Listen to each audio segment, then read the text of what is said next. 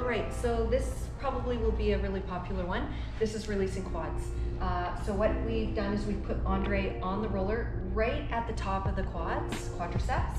His legs are just extended and he's engaging his core so that he's not bracing through his back. His arms are supporting the work. I'm gonna ask Andre to slowly roll down towards his knees.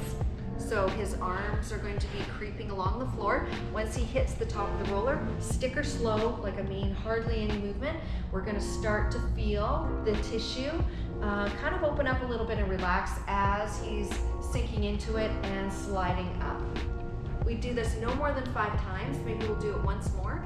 So we're gonna slowly come down towards the top of the knee and then very slow, like half of that time, we're gonna take to continue that work up.